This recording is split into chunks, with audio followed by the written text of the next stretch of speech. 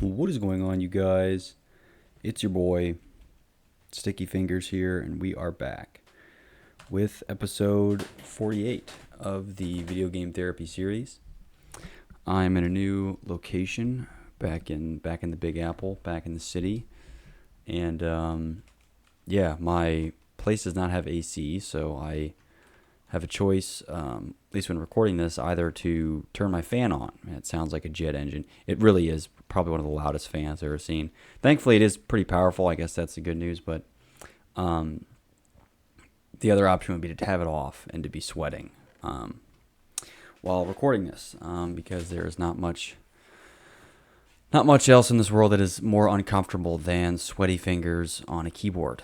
I suppose the only thing missing from that equation in terms of being uncomfortable is a bag of Doritos that is opened and left to get the crumbs right in there. But yeah, so I'm going to be in a mild sweat doing this. Hopefully that doesn't play much of a factor when it comes to the actual commentary. I suppose if you want to call it commentary, it could easily reduce that to something else. But anyway, yeah, I'm hoping it's not too much of a factor here because I am in a full sweat here. So yeah, anyway, we're back. I've been working a ton. I guess this is more about just the Minecraft stuff. I've been working a ton on this this Guardian Farm area, so that's coming along pretty nicely. It's been going well, so I'm not going to key too much in on what exactly I'm doing here, but this is what I'll probably just be moving stuff around during this episode. But anyway, I suppose I don't really have a ton. I've been preoccupied with life's random crap that I don't have much time to introspect and think. I suppose to most people, the entirety of their life is taken up by them doing stuff, whether it's feeding themselves, running some kind of errand, doing some kind of work. They're sufficiently distracted to an extent, and I guess I'm using the word distracted there pretty loosely, because I suppose there's privilege in having an ability to not be distracted. But whether it's something they do to themselves, I suppose, with having something to do all the time, or something, whether it's by necessity or just by convenience. But yeah, I've been kind of bogged down with random stuff, doing, day in, day out. So it's kept me somewhat busy in that regard. But certainly not the way I like to live my life to the nth degree, meaning constantly preoccupied with some other stuff, something, office politics, the analyzation of the smucks and pricks that are present in office politics, or just other stuff, eating food. And I suppose what I've been doing is just been buying furnishings and things for my little tiki apartment, putting a lofted bed together, which is quite hysterical to get in and out of to this extent. I've opted to sleep on the floor for the time being, but regardless, that's enough about the concrete stuff. We know that that's not why I do these videos. I don't talk about concrete stuff, well, at least not concrete problems that are within a individual sphere. It's all about problems that are on a global, macro, or societal scale. So anyway, I guess one other thing while I'm kind of wrapping up the concrete topic, so to speak. This is kind of a story, I suppose. So I had to do, for purposes I'll leave vague here, I had to drive back and forth a lot between two areas. Basically, it's like an hour and a half or so there, an hour and a half back. I had to do that every day. I had to wake up early at like 6, drive the 2 hours there, and then drive back in the afternoon. And the evolution of my efforts to stay awake during these drives was, at least to me, is kind of funny in retrospect. Probably quite dangerous, I think, at the time, but certainly funny in retrospect. So generally, if you're trying to stay awake when you're driving, there's some very common advice. You can chew gum. That's a very common one. Or you can listen to music and roll the windows down. And again, believe me, I have used those rudimentary tactics a number of times, to a large, to a successful percentage. I think I those tend to work most of the time. However, I was, I guess, sufficiently sleep deprived or tired, or the timing was so bad that I had to resort to some pretty extensive methods of trying to keep myself awake. So not only was I chewing to gum and blasting music, not even just regular music, because it's one thing to play classical music while you're driving. I mean, I would fall asleep to that pretty easily. But it evolves. There's even like a hard rock stage, but there's even a point where if you're listening to metal hard rock, that can even start to feel a bit lulling as well, even just with like the drum beats being repetitive. So I end up moving to more and more erratic sounding songs. I was listening to literally like Cotton Eye Joe and the Crab Rave song. That's like literally a meme song. It's not even. I don't even like the songs. It's just more. I was just thought of any possible way that I would try to keep myself awake, because songs that I knew, or that I guess had that were maybe enjoyable in any way, would just lull me to sleep. But yeah, literally blasting the meme Crab Rave song and Cotton Eye Joe, all going like 70 miles an hour with the windows down, chewing gum. I bought mastic gum, which is like basically just tree sap. I mean, it's like unflavored. It's like you're chewing rubber almost. It's very, very hard. It's like a hard plastic you're chewing, but I guess it is in some way designed to be chewed. Chewing mastic gum, and then at one point, this is where it really got to an extreme extent, to an extreme level, I would consider. I began just shedding articles of clothing, thinking that if I had less clothing on, my physical body would be more stimulated in a way that I could keep my brain active, or at least, sorry, my brain awake, I suppose, because there's a point between, your brain is active when you're sleeping too, I suppose, but keep my brain active, focused on the road. So I was just like, I took my shirt off, was taking my pants off, trying to stay focused in any possible way that I could, which is quite hilarious. I'm sure if anyone was driving by, it was like, what the fuck is this guy doing? This guy has his windows down. He's like smacking this gum, because you can't really chew mastic gum normally. Windows down, smacking gum. He's taking his pants off and he's listening to the Crab Rave song. It's ridiculous. But I made it through alive. Unless this is some sophisticated afterlife. Made it through alive. I guess the strategies to some extent worked or not. I ended up just having to pull over a lot and just stop at frequented Sheets, and found this new brand of protein bar that is quite addictive. They're just really, really good, and they have pretty good macros. So, anyway, I just thought it was kind of a hysterical series of events, all the driving shenanigans I did during that week or so. But that's over at least. But anyway, it's kind of funny. Now on to the non-concrete kind of abstract bullshit topics that I'm sure it's the reason I do these, right? It's not, the point of these isn't to go into detail on the daily minutia of my otherwise insignificant, boring existence. More so to get into the more philosophical and abstract, social more so. I think I tackle a lot of social things, not necessarily all philosophical. Philosophers tend to ignore a lot of social constructs and bounds when talking about things, and I probably adhere to more or question or challenge more social constructs than would most philosophers. So I suppose that's part of it. And on the guise of challenging a social phenomenon, there's this.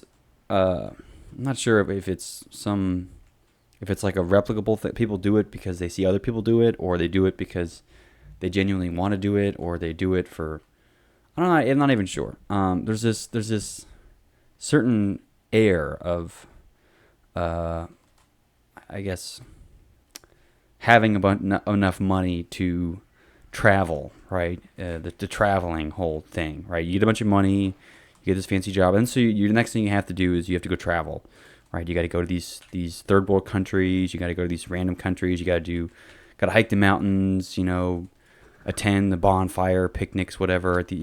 And immerse yourself in the culture of another place. And I suppose it comes from a place that sounds fine, right? I mean, what's the problem with trying to experience another culture or going there?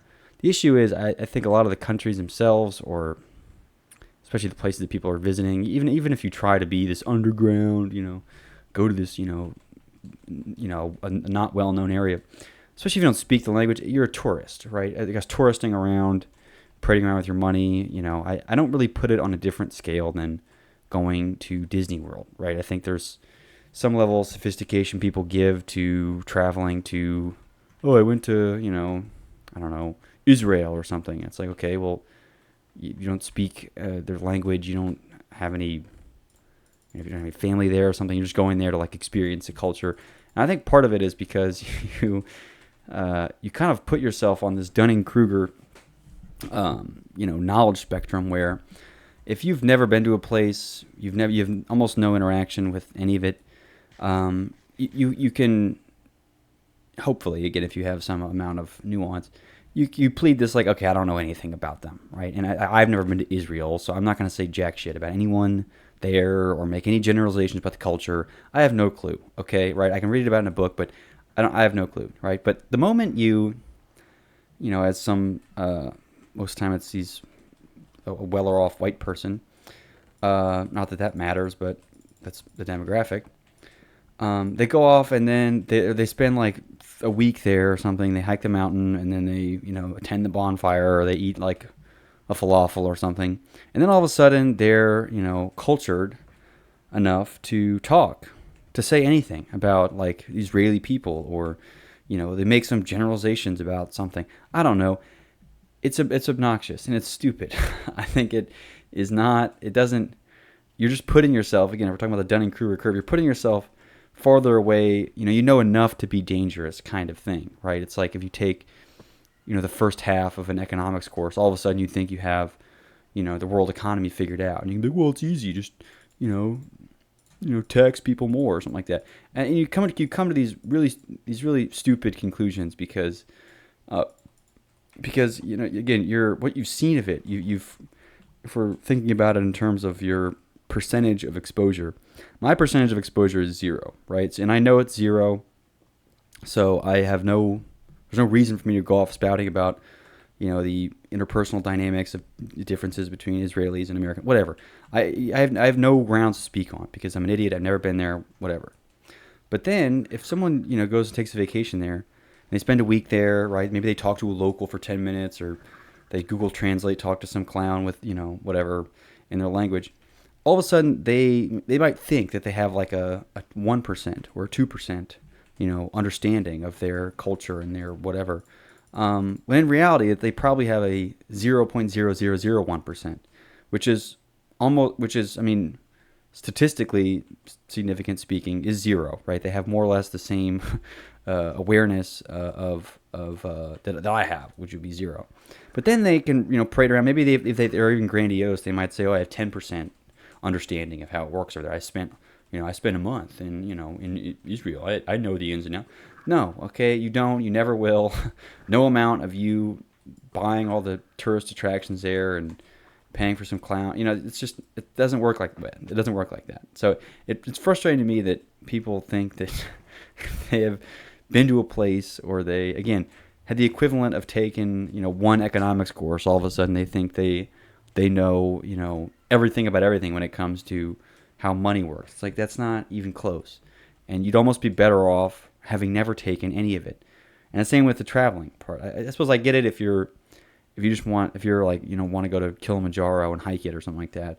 That's fine. But I think when you start getting into these, making these social and cultural and economic, ideologies based off of your tiny experience at a place, the idiocy comes through clearly, and is what I find the most aggravating about the whole thing. So I don't know. I think it's stupid. I also think on the same topic of traveling, uh, people like that's what they save up their money to do, right? They go traveling and they like take their vacation. And I mean, often like yeah, I get it. It's like exciting because you're away from a place. You're not you're kind of breaking out of this monotonous cycle that you're in at home or something. But if the point of the traveling is to relax, I don't think that traveling in and of itself is a. I mean, again, I'm speaking as a generality here. Is a relaxing endeavor for most, and oftentimes it is. You're in a foreign country. You you don't speak. You don't have the currency, right? I mean, again, if you're an American, it might be easier because it's most countries have developed the ability to take American tourist money. So if you have money, they will take your money happily. But it isn't, it's not necessarily this like, oh, it's all easy fun. It'd be easier just to stay at home and do nothing. And I think in terms of like relaxing, right? I don't see traveling as a relaxing vacation. And so part of me questions the purpose of doing it at all, because like I said, I don't think doing it for cultural exposure is a legitimate. Again, I think it's doing you more harm than good to assume that you have some some level of cultural understanding because you were there for 5 seconds. You can all of a sudden speak to uh, the complex and intricate dynamic of social customs and norms there. And then also, if you're not doing it for like the relaxation part, I'm not really sure why you're doing it. And again, unless it's some kind of conquest style thing where I'm going there to hike Mount Kilimanjaro or something. Like, sure, okay, I kind of understand that because there's kind of a conquest type thing. It's more so just checking something off of your to-do list, but doing it for a relaxation or a cultural, giving you more rounded, insights onto the world is bogus. I think it's complete bullshit. And so I don't really, I just don't see the big appeal and how it's just a de facto standard once you have a bunch of money and once you're, you can, take time off you because you should just go travel somewhere, right? And to go experience the world, right? I think I think that's kind of a load of bullshit. I think there's more to say on this in general, but I just want to express, I guess, in some ways, my disdain with people that run around and parade about how they are cultural now because they went to a different country for a week and they spend a bunch of money on a falafel, and all of a sudden they understand an economic system that they have never lived in. So I don't know. It's just pretty stupid that people think that they're all their third eye is open now that they've been to a foreign country. So anyway, yeah, pretty stupid. So yeah, let's see, what else do I have? So something else is totally unrelated. This is just something I have wanted to share. And I tend to think a lot of humans just tend to learn and think by analogy, which again makes sense. So we understand something as a concept for whether we have created it or we've observed it a bunch of times. We create some kind of mental map of a concept of some kind, and we understand that concept some way. And then a new concept is then easier to understand once we can map it to something analogous to what we have already constructed for it, right? So, and something I thought was a good maybe example of this that I just came up with, and again, there's no real punchline with this. This doesn't, it's not going to do anything. Having said this, but I conjecture that running a business of any kind is like running a farm, right? You have plants. Plants are your products, or your harvest, or whatever it is, are your products. You have people that maybe there's differences in people who own the land and people who work the land, right? So these are employees versus your landowners. And even venture capitalists have a seat in this metaphor because or analogy because they're the ones who could buy the land for you in exchange for a percentage of the goods, right? And you have people who, just like people who peddle fake products, you might have people that have fake claims about their plants, right? That this thing will grow your plants by 500%. This thing will my potatoes cure cancer or something shit like that. They can make shit up like that as well. And so you get a lot of the same. You can map a lot of the same behaviors from different parties onto this analogy, which is why I think it's good. And something I want to conclude on this part is the fact that a small farm, thus a small business, does not mean that you are a bad farmer. I think that is really the conclusion that I want to nail home with this business and farm analogy. People tend to think that just because they have more land, or just because their farm is growing at some rate, or just because they have a new plant that they've made, it's a new potato, all of a sudden they're like better farmers than someone who just is happy with a small farm. And the potatoes that are marketed honestly, right? These are just regular potatoes. They're good. They're hearty, whatever. They're not making up lies about their potatoes. And there's no shame in having a small farm. So I don't know. I thought this analogy was fitting. I think there's just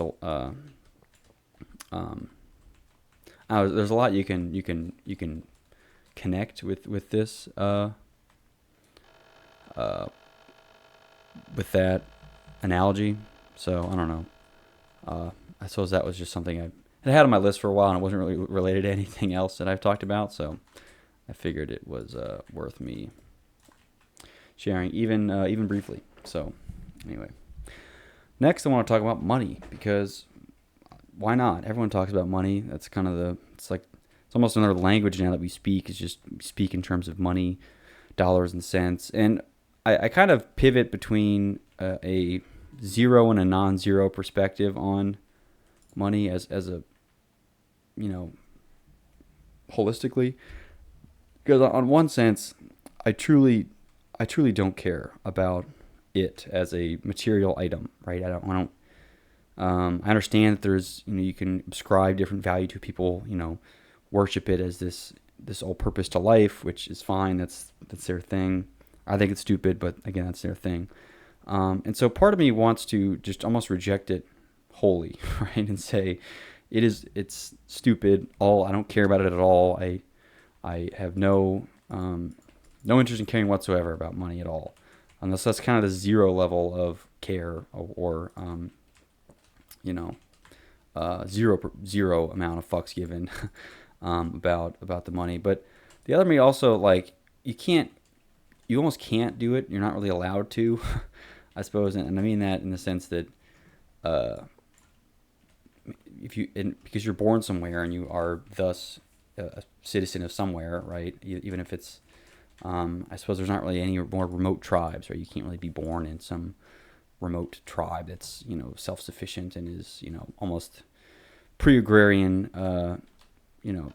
Surely pre-industrial doesn't really exist anymore. Pretty much every place is in some way impacted by industry.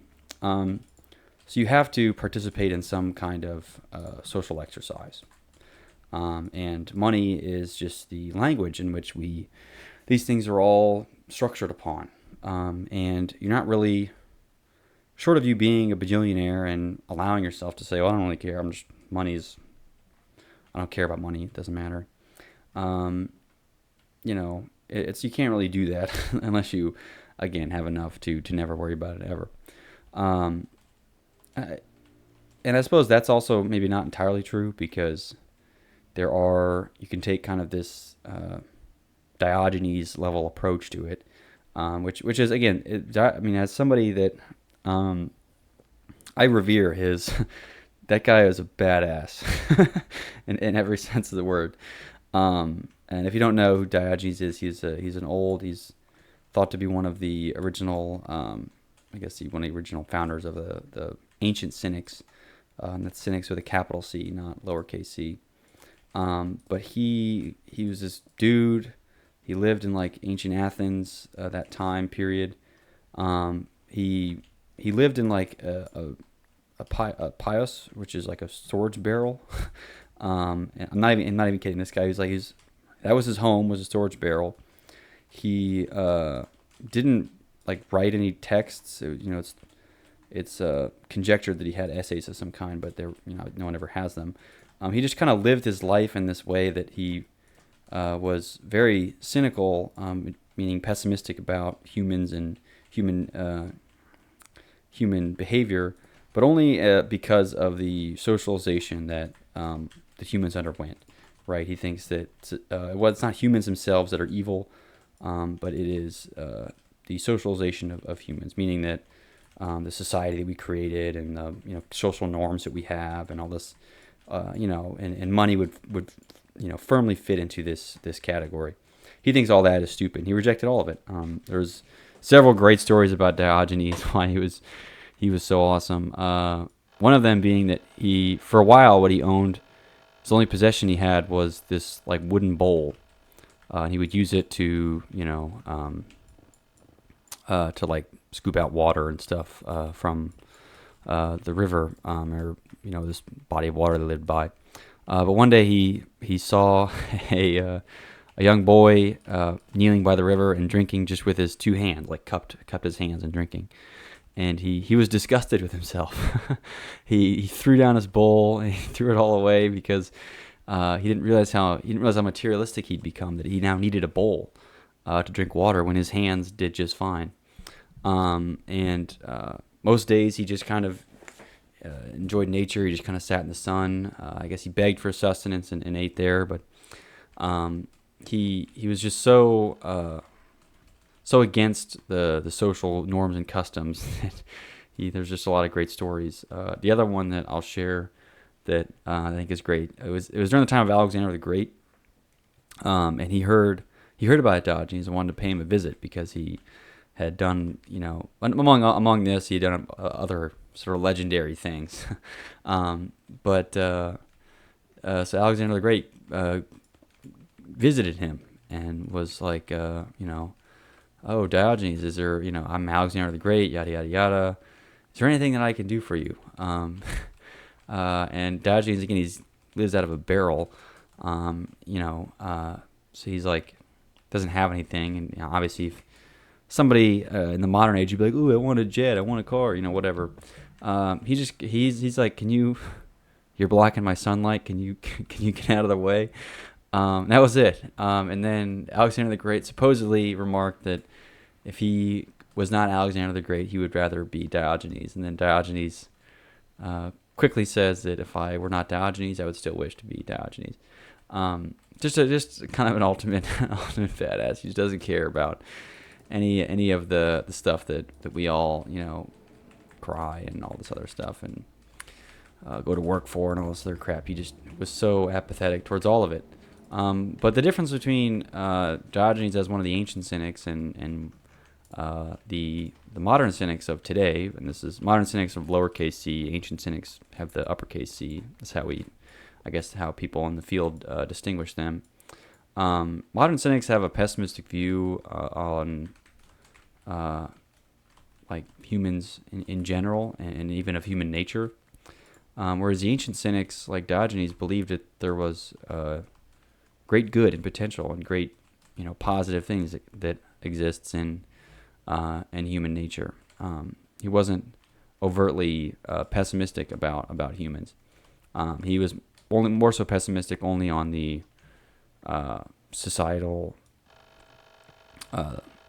norms and customs that were kind of indoctrinated or socialized into them at a young age, and the people live by.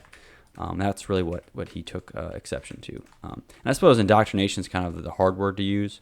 Socialization is the lighter word that doesn't sound as conspiracy theory tinfoil hatist.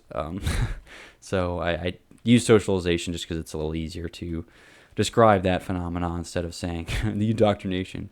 Because, I suppose they are more or less the same thing. It's just indoctrination generally implies that it's something wrong or false or just negative, or indoctrination to some conspiracy theory, whereas socialization is a very normal process that everyone, like going to school, socialization, talking to other people, you can't take your pants off going out in public. You say hello and goodbye, thank you, no thank you, kind of these general customs, as well as like, you exchange money for goods. You don't just run around and steal stuff. That all are aspects of socialization. And I suppose there are few times where we ignore these on our day to day, but most of the time we abide by these to a fault, including that of money. So part of me, getting back to the whole money thing, part of me really admires this Diogenes approach to things and just living in the barrel.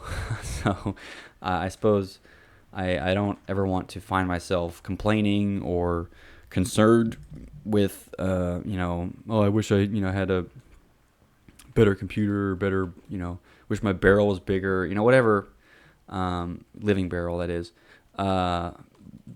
Whatever it is that would, I almost want to ask myself, would Diogenes give a shit about this? And obviously he didn't give a crap about anything, which is why he had such a, I think he was just such an awesome character. Not even he's a human, I suppose, but his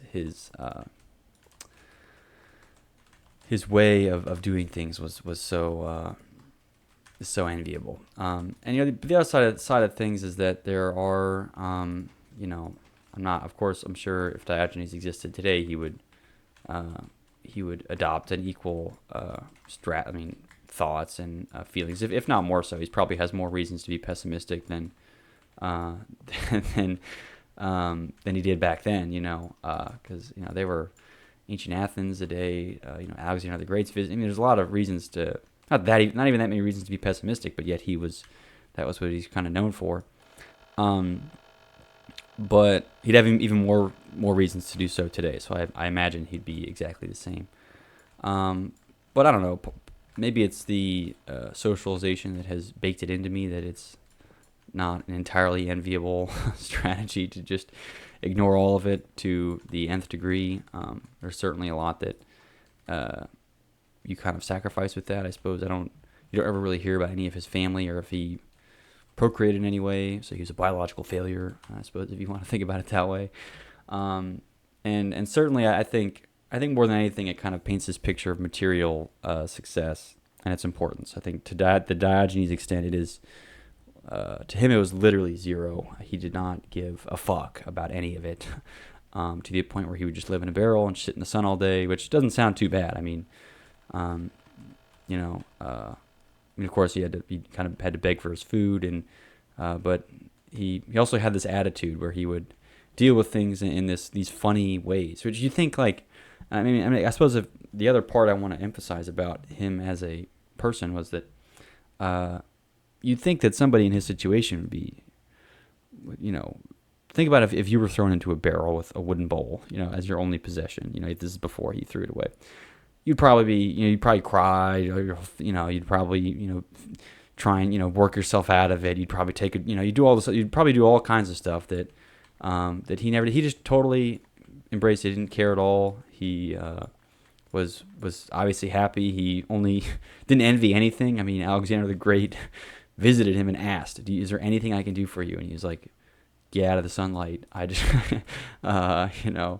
and he was only envious really of himself, right? He didn't want a thing from the greatest, one of the greatest conquerors of the time period, which goes to show that he was probably more than content with his situation. He didn't feel bad for himself. He didn't, wasn't looking for welfare checks. He just, and he begged for his food, but he also was seen begging to a statue, and people are like, why are you begging? Why are you begging to a statue? It's not going to give you anything. And he's doing it to practice getting rejected. So part of it was this kind of a mentality that I've even touched on before, was like this yin and yang of pleasure and pain. He was almost exposing himself to rejection to an extent that it no longer fazed him. And same with, I suppose, his living conditions could be thought of in a similar way, where he's living in a barrel. There's no amount of, it's not going to bother him. There's no point to which a downgrade in that and in our aspects of our litmus test of quality of life that is going to affect him in any way. Just it doesn't bother him at all. Even if you what are you going to take from him? You can't. There's nothing, aside from him just dying that would even take away from him. And he even welcomed death as part of his thing. There was another story. Sorry, I'm going on these tangents, but these stories are just so fascinating to me. They asked him, what do you want us to do with your body when you die? And he was like, I don't know, give me a stick and throw me over the wall. There's like this wall, I suppose, where the kingdom was or something. And they're like, wait, what? Why would you want a stick? He wants a stick to like defend himself, like, his corpse for the thing. And the guy's like, why would you want a stick? Like, you're dead. It wouldn't matter. And he goes, well, then if I'm dead, then why would it matter what happens to my body? I don't care. Let the nature take it, So he almost just told him that to give him his dead body a stick and throw him over the wall because it would, it doesn't matter. He's dead. He doesn't care. Give him, he doesn't need some burial site, which even in the afterlife, we still need some material level of success and fame. And I suppose in an ironic way, somebody who spent no time at all in his life pursuing any kind of, fame or material success, achieved notoriety, right? I mean, I know who he is, and he existed a long time ago. So there's, granted, I'm sure if I tried to be the modern day Diogenes, it would not work out that way, but I don't know. It's fascinating that somebody who is the antithesis of trying to be chasing material success or infamy, or because I suppose once you die, all you're trying to carry on is some kind of legacy. So your legacy, I suppose, he has one despite his almost entire purpose, and just is ignoring it and ignoring all of it. So, anyways, a fascinating character, but he kind of represents to me this zero level of buying into socialization. And there's certainly lessons that I feel that he could teach all of us. I'm certainly not going to start living in a barrel, right, and just urinating on people and begging for food. There's some amount of material comfort and things that would be nice. I don't think I'm able to approach things to the same calloused extent that he had. However, like I said, I do think it is a valuable kind of approach or lesson to take a hint out of. So I suppose it pushes me away from the zero category to this like one category, right? Where maybe on the one level, or the really anything above one at this level, would be caring about money a lot. It's all about money. You got to find what's to save my money, 401k, do yada yada. And I suppose I try to fall somewhere. Have some nuance about where I give a fuck about money, where I don't. And I think one area I certainly can be this, I suppose I could apply 0 or 1 level thinking about the money part in different areas. So I think if we're talking about like a house or like large payments of some kind, I'm not going to not care about money to the extent where I can just go take out a huge loan and buy a car, stupid like that. But I think these like day-to-day like food purchases, like survival purchases, saving 50 cents on, a cup of yogurt or something. I think those are things that, to me, I almost want to adopt this like zero, where it doesn't matter, it's immaterial approach. And other things would be what I would assign more value to. They say like you don't want to be penny smart and dollar stupid. In the same way, you'd be like, super smart about saving 50 cents on a can of soup or something like that. But then you'll go buy something huge and dumb that doesn't make any sense. So obviously I am applying a bit of that as well, but I don't know. I suppose that you can then start to boil down what are these larger, purchases and money-related items that are these, I suppose one designation versus a lot of the other ones that I've talked about being zeros. I don't know. There's a number of things that are obvious, like your job being, because it's not even just buying stuff; it's like making money as well.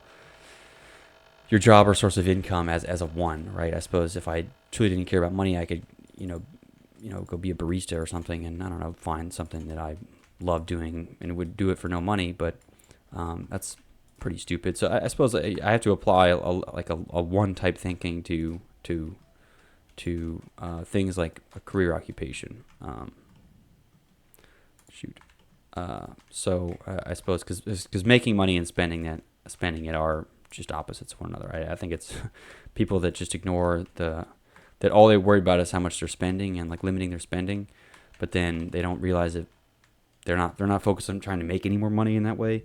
They're not really any better off than somebody who just focused more on just making money, didn't care that much about spending it. So I suppose the one level of thinking would apply to something like an occupation that is, or your main source of income, whatever that might be, whether it's a hourly job or some kind of business, something that can make money. Either way, I think that is something that I have to assign a non-zero value to. Same with the kind of obvious big purchases like housing and rent and stuff like that. I think one area that it sticks out to me as something I truly don't care about that much would be like these, I think even just social expenditures, meaning that like there's going to be some, if everyone's going to the game, or something, it's like a $20 ticket. I don't, boo-hoo, $20, like I'm not going to cry myself to sleep over $20, especially if it's, not for something frivolous, but, if it's going to be a social outing of some kind and I want to participate, then I'm not worried about it. Same with, I'm going to buy a beer for $8. Oh, I could, the gas station, this beer is 50 cents. If it's the location that you're paying for, it doesn't really matter that much either. I guess these kind of tic-tacky, very small purchases, and the argument against it would be that, the little things add up. But I think let's do the math on what they would add up to, right? Let's say even if it adds up to something like, $10,000, right? If that differential isn't only exists because of your limitation to have money coming in, then I think it's short-sighted to think that's the real issue. Would be the $10,000 it adds up to in the long run going out, versus if you're not worried about the $10,000 less dollars that you didn't make because you have a stupid job, then that's more of an income problem than it is an expenditure problem. So I don't know. I tend to have a strange and in my view, a healthy relationship with money, in the sense that there are certainly things that I take it into consideration, but there are also many more that I just don't care about. I kind of accept this rejection of it. So I don't know. It's an interesting thought. I think applying this Dionysian level of thinking to it can be interesting, but I certainly can't. I don't have the I'm not to the point where I am able to just reject it all and live in a barrel like Diogenes did. There's some amount of social, I guess, social money or social points that I'd like to retain, and not just selling everything and going to living in a hut or something like that. Although it would seem like an enviable existence to some level, or just kind of living, you don't care about anything, or at least not in the sense. It's not that he didn't care about anything. I think he just really valued man's relationship with nature, and so he spent a lot of time in nature, and that could be certainly an enviable goals there. But anyway.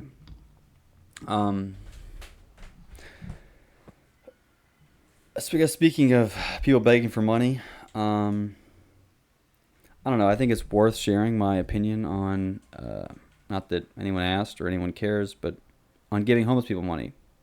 What do I think? Do I give homeless people money? I think at one point I did because I had sympathy for them, or in some way, or not even that. I think I just felt like I was doing something good by giving them money. And I think I don't think I agree with that anymore. I don't give homeless people money anymore. Not because they're all drug addicts. I don't have that kind of mentality with it. But it's just not really um, people that big money heads, right? That run around and talk about, we live in this society. We have to produce value, and then in order, we got to give value in exchange for goods. Versus a human rights person, which would say that there's innate value in humans. Period. There's no amount of producing or consuming that gives people some value more than others. Unfortunately, especially in a capitalist society, money is tied to the perceived level of value that it has, and obviously a homeless person asking for money is providing no value aside from unless it's a sick form of entertainment for somebody, but I'm not gonna pretend like that is a common thing. So I'm either to participate in the society to the extent that a rational consumer or whatever the economist said people were. I would say, well, no, this person's not providing any value to me aside from maybe this self-righteous value I would get by giving them money, so I'm not going to give them money. But even like the human rights part of it, I think is, I don't know. I think is also isn't really helping them, or isn't I'm not sure actually. There's more that goes into this conversation, and I'm not sure if I'm framing this correctly. But I don't know. I tend to even think that there's enough government benefits in a certain area to where they don't need to be begging for money. I honestly think that a lot of them, and again, this is being generalist, and this is kind of the problem I pointed out to begin with, is that people, they're just drug addicts looking for money. Sure, some of them are, like I can't argue with that. That's not why I wouldn't give them money. That's not my main argument. And the other argument being, well, there's enough government benefits that they don't need to be begging. I honestly think that they just make more doing that than they would with an actual job. And it's untaxed income. It's almost like I used to like mow lawns a lot, and it's great because you get paid in cash. There's no tax. You don't have to report any of it. And I imagine people that beg are making a killing because, well, it's not really hard work other than you just stand outside. It's not as hard work as mowing grass per se. It's untaxed income. It's under the radar. No one writes what they gave to the homeless, on their tax returns. And I don't know. I feel like there wouldn't be, and there's obviously circumstances that would stop people from mowing grass. But I think I don't see a statistically significant amount of people that would fall into a category where either they weren't covered enough by social benefits that we've created through government structure, or they aren't physically able to do anything, right? I suppose it comes back to the point, would you blame, obviously if someone's disabled, if they don't have arms or something, I can't go tell them to mow grass because they don't have any arms. I'm certain that they are subject to some amount of government benefits. Maybe they're an illegal immigrant. Fine. Let's say you're an immigrant with no arms, begging on the side of the road. Why are you here? I feel like you're putting yourself in a very precarious situation where I don't know if it becomes the collective's responsibility for hoisting you up. So either, I don't know. It comes down to, do we take this endgame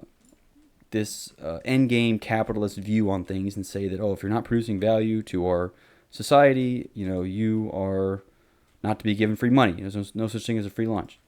Or do we take the human rights perspective and say, everyone deserves something, and we need to make sure there's government programs in place so everyone gets what they need? I don't know. Those are the kind of the two primary schools of thought when it comes to this homeless person getting money dilemma. And I suppose, in my view of things, because everyone's got their own problems, right? I think measuring problems against other people's problems are hard, right? Well, you don't know what it's like to have no arms and be an immigrant. I know I don't, right? But, there's all kinds of problems that I'm never going to have the idea. So I can't always just side on the benefit of not understanding someone's problems to the extent where I have to help them, right? To I'd rather be on the side of, okay, well, it's either everybody's problem or nobody's problem. I feel like to some extent you got to deal with your own problems, and it's unfortunate that some people have problems that suck. At least suck when compared to ours. I mean, I don't know. Uh, Having no arms would suck in my life, but I think if you had no arms and you were comparing yourself to a guy with no arms and no legs, now what? Now it's like, okay, well, your problem's kind of pale in comparison. At least you have legs, right? This guy didn't even have any legs. So I don't know, right? You kind of get this very gray area of like comparing who's worse off and who's got the worst kid, And in general, I just go, you know what? Fuck all you guys. I'm sorry. Deal with your own problems. We all got problems. I'm not going to run around and give you a bunch of money because, I don't know. I mean, again, you could be a drug dealer. I don't know if you're someone with no arms or 5 arms. Whatever your problem is, I'm sorry. I don't think my innate purpose as a human is to help other people with their problems. I think that tends to be a view of some of the humanitarians that they're put on earth to help other people. I don't take that perspective. Maybe that's just my opinion of it. I think ultimately the whole homeless problem thing becomes an opinion. There's no factual right or wrong way to go about it. My personal way is that, you know what, deal with the problems on your own. And if I end up becoming the one running around begging for money, I'm not going to, shame somebody or get mad at them because they don't give me money. That's the funniest part is people have tried to hustle me out of money or like ask me for money and bother me. And they get angry with me that I'm not giving them money. It's like, what the fuck? What is this? I think you're angry at the wrong person here. Like you're angry at just some random passerby because he's not running around giving you money. What about like your senator or go out sit outside, the governor's house or somebody who's a self-proclaimed humanitarian? I'm not. I don't run around talking about how great I am to other people and how I'm, everyone should be helpful and love one another. No, I'm like the last person running and praying that. So why are you're mad at me because I'm not going to give you my money? I hardly have any money, right? Soon enough, I'll just sell everything and go live in a barrel. Now what? You're going to ask me for money now? I live in a barrel. You have a better house than I do. Probably. But anyway, I'm not going to go live in a barrel. I'm just saying that as an example. Anyway, yeah, I don't know. There's certainly a lot of schools of thought on it. I think this really becomes more of an opinion piece than anything. I don't think I can arrive at a factually correct conclusion when it comes to homeless people and giving them money. In some ways, it's emblematic of our, economic structure. And our economic structure would say, no, they provide no value. Don't give them any money, unless again, some kind of entertainment for you. But it's also emblematic of getting something for nothing. In my mind, these people might be providing as much as some of these fake startups with fake technology that they're peddling around. People are buying. So I don't know. There's certainly a lot of viewpoints on it. I just sorry, I don't have unlimited emotional capacity to deal with everyone's problems to a certain extent. It's on you, man. I'm sorry if you don't have any arms or legs. That sucks. But I don't know. Again, if Diogenes can be happy living in a barrel and he can tell Alexander the Great to go fuck himself, I suppose you could adopt a similar mentality and tell, the fact that you have no arms or legs to go fuck yourself. So anyway, I don't know. Anyway, thanks for watching. See you next time. Peace out.